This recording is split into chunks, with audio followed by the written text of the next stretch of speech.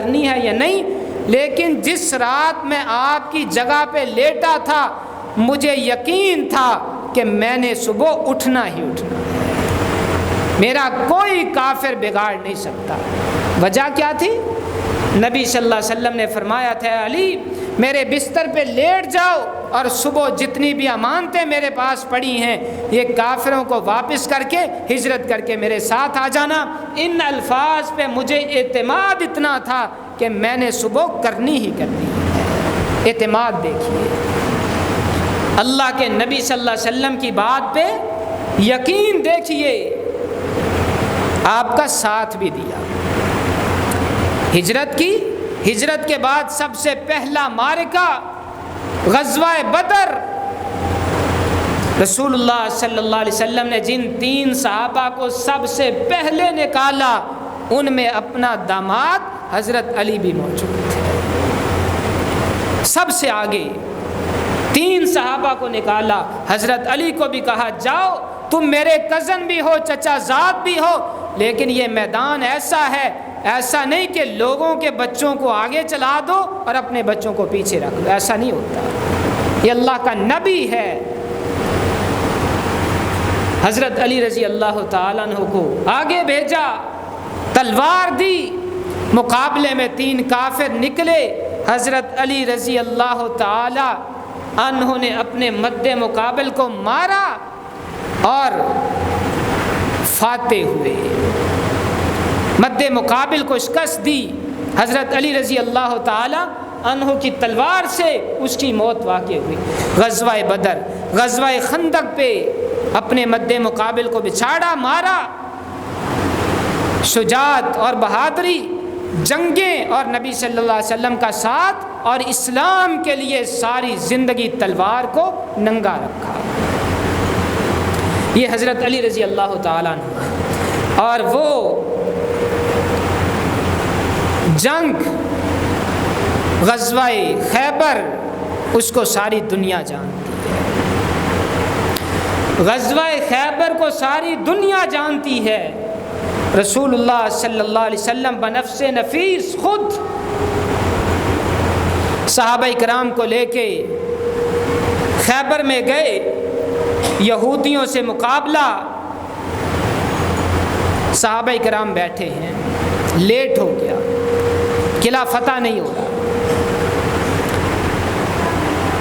جنگ لمبی ہو گئی، غزوہ لیٹ ہو گیا۔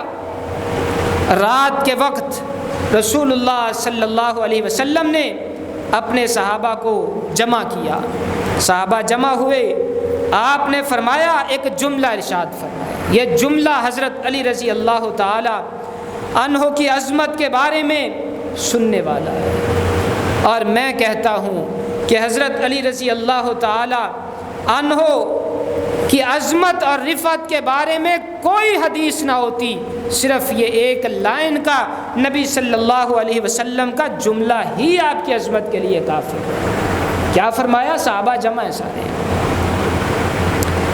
آپ نے فرمایا لَأُوتَيَنَّ الرَّائِيَةَ غَدًا، اے میرے صحابہ کل میں جھنڈا اس آدمی کو دینے والا ہوں، اپنے اس صحابی کے ہاتھ میں جھنڈا دوں گا، یفتح علی یدیہ، جس کے ہاتھوں پہ اللہ رب العزت تمام صحابہ کو فتح یاب کر دے گا، ہم فتح یاب ہو جائیں گے، ہم اس غزوے میں کامیاب ہو جائیں گے۔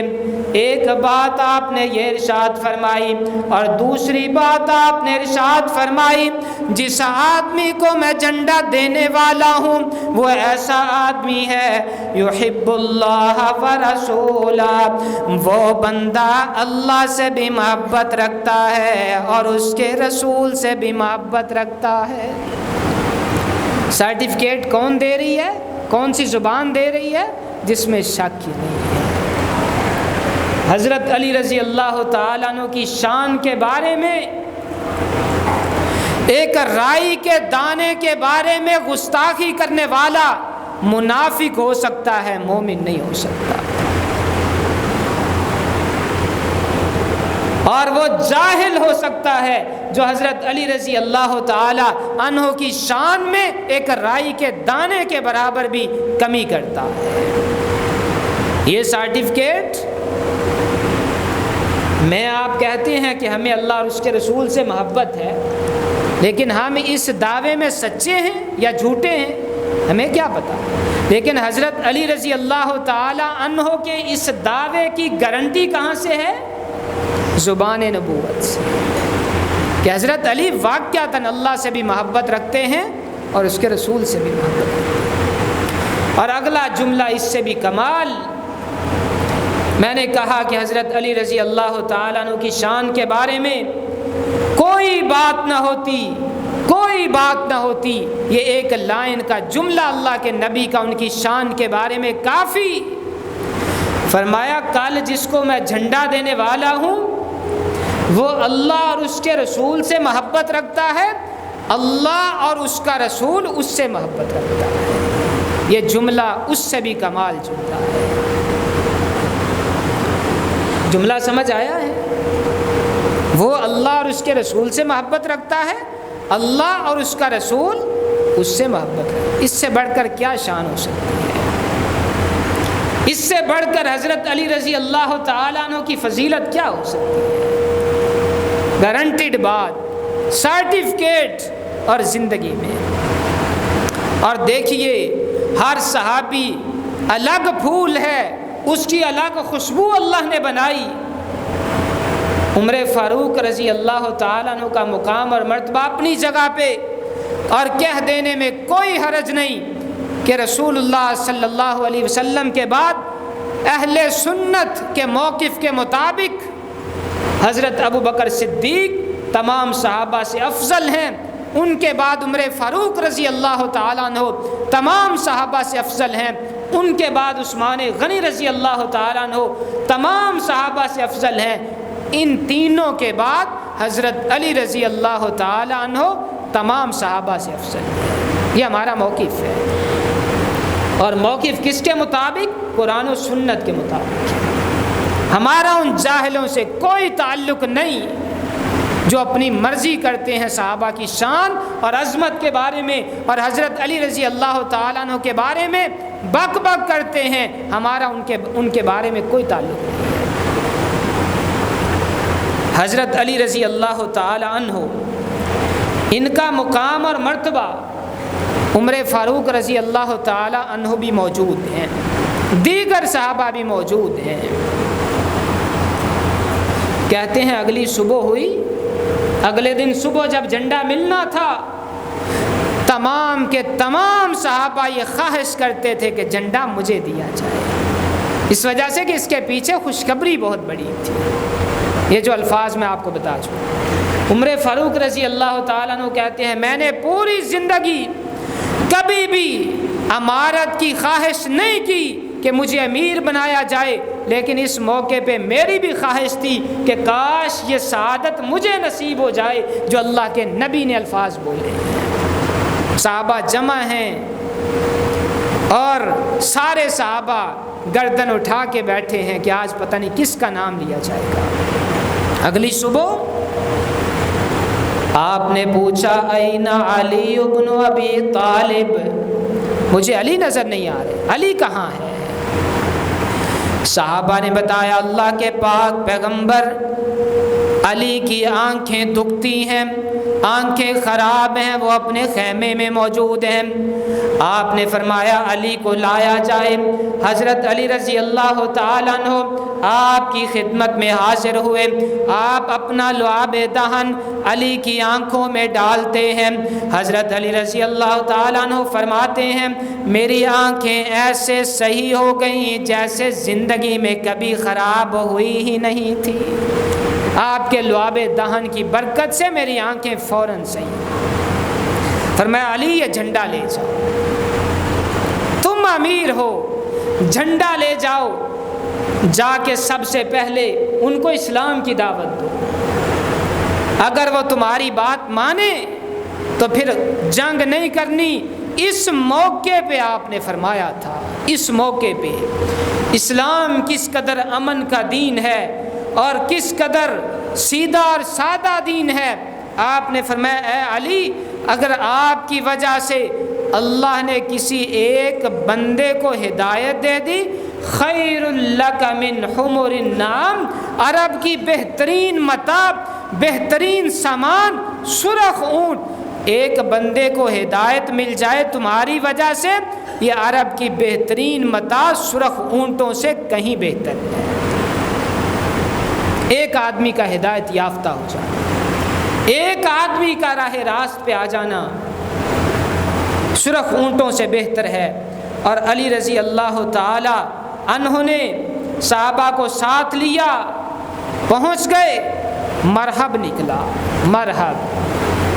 خیبر والے جانتے تھے، اشعار پڑھے، خیبر والے جانتے ہیں کہ میرا نام مرحب ہے، بڑا جنگجو، اور میرے سامنے کوئی بھی تلوار اٹھانے کی ہمت نہیں رکھتا، میں بڑا بہادر اور جنگجو ہوں، کوئی بھی آدمی میرا مقابلہ کرنے کی ہمت نہیں رکھتا۔ حضرت علی رضی اللہ تعالیٰ عنہ امیر تھے، اس غزوے میں امیر تھے، کہہ سکتے تھے بھئی آپ چلے جاؤ، جاؤ ذرا اس کا مقابلہ کرو، تم چلے جاؤ، جاؤ مقابلہ کرو، تم تلوار لے کے چلے جاؤ، خود نکلے، امیر ہیں، خود نکلے، سارے صحابہ پیچھے بیٹھے ہیں۔ مرحب نکلا، زرہ پہنی ہوئی، لوہے میں غرق، اشعار پڑھتا ہوا، اور فخر، غرور اور تکبر کرتا ہوا جب میدان میں آیا، حضرت علی رضی اللہ تعالیٰ عنہ نے اپنی تلوار نکالی، تلوار ننگی کی، میدان میں آئے، اس کے اشعار کا جواب اشعار میں دیا، تلوار کا جواب تلوار سے دیا، اشعار کا جواب اشعار سے۔ اور یہ موقع ہے کہ جہاں مسلمان کو اکڑ جانا چاہیے کافر کے سامنے۔ ایک اصول ذہن میں رکھیے، اسلام میں تکبر، غرور، فخر حرام ہے، لیکن جب اللہ کا دشمن سامنے ہے تو اکڑ جاؤ، اپنی گردن کو، آپ کی گردن تنی ہو، ایسا نہ ہو کہ دشمن یہ سمجھے کہ یہ تو بھیگی بلی ہے، جیسے ہمارے حکمران کرتے ہیں اور ہمارے لوگ کرتے ہیں۔ نہیں، دشمن کے سامنے بھیک مانگنا اور دشمن کے سامنے بھیگی بلی بن جانا، اسلام اس کی اجازت نہیں دیتا۔ علی رضی اللہ تعالیٰ عنہ کا کردار دیکھیے، کیا فرماتے ہیں؟ انا الذی سمتنی امی حیدرا کلیس غابات کریہ المنظرا، تم مرحب ہو اور میری ماں نے میرا نام حیدر رکھا ہے، میں شیر ہوں، حیدر کا معنی عربی میں شیر ہوتا ہے، میں شیر ہوں، اور جب میں میدان میں آتا ہوں تو دشمن پہ لرزہ طاری ہو جاتا ہے، دشمن لرزنے لگ جاتا ہے۔ علی رضی اللہ تعالی عنہ نے اشعار پڑھے کہ اگر کوئی مجھے ایک سا دیتا ہے نا، ایک سا، مطلب اتنا سا میرے اوپر کوئی ظلم زیادتی کرتا ہے یا آنکھیں دکھاتا ہے، ایک سا، میں اس کے بدلے میں پورا درخت اسے تیروں کا دیتا۔ آؤ میدان۔ علی رضی اللہ تعالیٰ عنہ نے اس کو قتل کیا، مرحب کی لاش کو تڑپایا، قاتل مرحب، فاتح خیبر، یہ شرف اگر کسی کو حاصل ہے تو حضرت علی رضی اللہ تعالیٰ عنہ کو حاصل ہے۔ مرحب جب قتل ہوا تو خیبر، قلعہ خیبر اللہ رب العزت نے فتح کروا دیا، یہ بھی کس کے ہاتھ سے؟ حضرت علی رضی اللہ تعالیٰ عنہ کے ہاتھ سے۔ اور اس موقع پہ جو آپ کو شرف ملا، یحب اللہ ورسولہ ویحبہ اللہ ورسولہ، یہ اللہ اور اس کے رسول سے محبت کرتا ہے، اللہ اور اس کا رسول اس سے محبت کرتا ہے۔ اللہ کی قسم، ساری کائنات کے تغمے، سرٹیفکیٹ، ڈگریاں ایک طرف، اس ڈگری کا مقابلہ نہیں ہو سکتا۔ حضرت علی رضی اللہ تعالیٰ عنہ علمی طور پہ بھی ایک مقام اور مرتبہ رکھتے تھے، قرآن مجید کی تفسیر، احادیث، حدیث پہ نظر اور حدیث کو بیان کرنے میں محتاط، کہیں ایسا نہ ہو کہ میں حدیث بیان کروں اور وہ غلط ہو جائے۔ حدیث بیان کرنے، اسی وجہ سے ذخیرہ حدیث میں حضرت علی رضی اللہ تعالیٰ عنہ کی حدیثیں بہت کم ہیں، بڑے محتاط تھے کہ کہیں ایسا نہ ہو کہ حدیث کو بیان کرنے میں غلطی ہو جائے، اور غلط حدیث بیان کرنا یہ بہت ہی زیادہ انسان کے لیے دنیا اور آخرت کے اعتبار سے خسارے کا باعث ہے۔ اور ان سارے فضائل کے باوجود اللہ رب العزت نے ان کو خلافت عطا فرمائی۔ ان کی خلافت کا جو تھوڑا سا عرصہ ہے، وہ تو تاریخ اسلام جاننے والے، ہر پڑھا لکھا بندہ جو تاریخ اسلام سے واقف ہے وہ جانتا ہے کہ ان کو بہت سارے مسائل درپیش تھے، بہت سارے مسائل۔ ان کی خلافت میں زیادہ فتوحات نہیں ہو سکی، ادھر سے بھی فتنہ، ادھر سے بھی فتنہ، مسلمانوں کی آپس میں لڑائیاں، حضرت امیر معاویہ رضی اللہ تعالیٰ عنہ، ادھر سے حضرت علی رضی اللہ تعالیٰ عنہ، ادھر سے حضرت عائشہ رضی اللہ تعالیٰ عنہ، ادھر سے حضرت علی رضی اللہ تعالیٰ عنہ، ادھر بھی صحابہ، ادھر بھی صحابہ، ادھر سے یہ صحابہ آپس میں غیر مسلموں کی سازش سے لڑے، یہودیوں کی سازش سے لڑے، اور ان دونوں کے علاوہ ایک تیسری جماعت خوارج کی پیدا ہو گئی، بہت بڑا جتھا حضرت علی رضی اللہ تعالیٰ عنہ ان کا بھی سامنا۔ خوارج جو نہ امیر معاویہ کو مانتے تھے نہ علی کو مانتے، دونوں کو کافر سمجھتے تھے، کہتے تھے دونوں کافر۔ حضرت علی رضی اللہ تعالیٰ عنہ چونکہ خلیفہ تھے، ان کا بھی مقابلہ، اس طرح کے فتنے فساد۔ اور جب کافروں نے دیکھا کہ مسلمان تو آپس میں لڑ کھڑے ہوئے، کافروں نے بھی اپنی گردنوں کو اٹھا لیا۔ ان کی خلافت کے جو 5 سال ہیں وہ اس طرح گزرے ہیں کہ ان کو سلجھاتے ہی یہ شہید ہو گئے، لیکن ان سارے فضائل خلافت کے ہوتے ہوئے بھی ان کی نظر آخرت پہ تھی، ان کی نظر آخرت پہ تھی، دنیا کے لیے نہیں تھی۔ بعض صحابہ نے رسول اللہ صلی اللہ علیہ وسلم کی زندگی میں ان کو مشورہ دیا کہ خلافت کا پوچھ لو، نبی صلی اللہ علیہ وسلم سے پوچھ لو کہ آپ کے بعد خلیفہ میں بنوں گا، حضرت علی رضی اللہ تعالیٰ، میں اپنی زبان سے خلافت کا سوال نہیں کروں گا۔ اور حضرت علی رضی اللہ تعالیٰ عنہ آخرت کے بارے میں فرمایا کرتے تھے، جو آخری بات ہے آج کے خطبے کی، حضرت علی رضی اللہ تعالیٰ عنہ کی سیرت کا آخری سبق ہے، اور میرے اور آپ کے لیے بہت بڑی نصیحت اور عبرت بھی ہے کہ وہ خلیفہ بھی تھے، سارے فضائل بھی تھے، مقام اور مرتبہ بھی تھا، لیکن پھر بھی فرماتے ہیں حضرت علی رضی اللہ تعالیٰ عنہ کا قول سن لیجئے، ارتحلت الدنیا مدبرہ وارتحلت الآخرہ مقبلہ، دنیا جانے والی ہے اور آخرت آنے والی ہے، دنیا ختم ہونے والی ہے اور آخرت آنے والی ہے۔ وَلِكُلِّ وَاحِدَةٍ مِّنْهُمَا بَنُونَ، آخرت کے بھی بندے ہیں، بیٹے ہیں، اور دنیا کے بھی بیٹے ہیں، یعنی کچھ آخرت کو چاہنے والے ہیں، کچھ دنیا کو چاہنے والے ہیں۔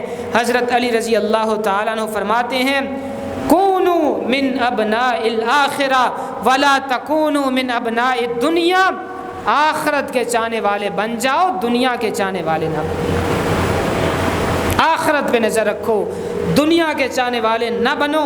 فَإِنَّ الْيَوْمَ عَمَلٌ وَلَا حِسَابٌ، آج تم عمل کرتے ہو، تمہارا حساب و کتاب کوئی نہیں ہے، لیکن وَغَدًا حِسَابٌ وَلَا عَمَلٌ، جب کل اللہ کی بارگاہ میں جاؤ گے وہاں عمل نہیں ہوگا، وہاں حساب ہوگا۔ آج موقع ہے، عمل کر لو۔ اللہ کی بارگاہ میں دعا ہے اللہ رب العزت حضرت علی رضی اللہ تعالیٰ عنہ سے اس طرح محبت کرنے کی توفیق عطا فرمائے جیسے اللہ اور اس کا رسول پسند فرماتا ہے، اور حضرت علی رضی اللہ تعالیٰ عنہ کا کردار، سیرت، اس سے ہمیں سبق حاصل کرنے کی توفیق عطا فرمائے۔ وآخر دعوانا الحمدللہ۔